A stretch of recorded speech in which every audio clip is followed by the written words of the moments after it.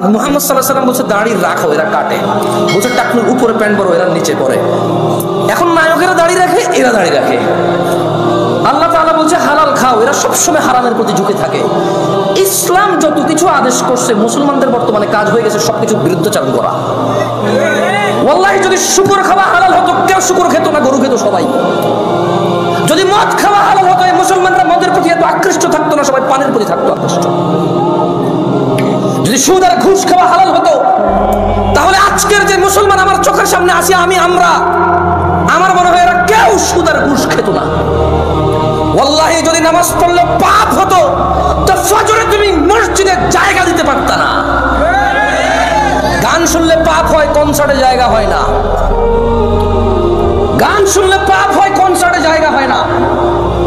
Cinema দেখলে পাপ হয়, ইন্টারনেটে মিলিয়ন বিলিয়ন্স ভিউ হয় ওইটার। বাবা মায়ের সাথে বেয়াদবি করলে পাপ হয়, কোন সন্তান তার বাপ মায়ের কথা শুনে না।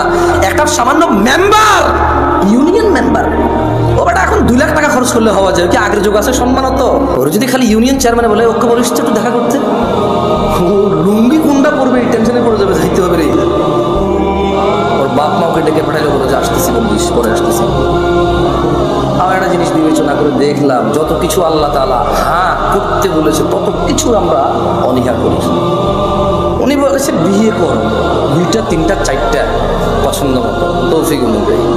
আমরা প্রেম করি 2টা 3টা 4টা সিম।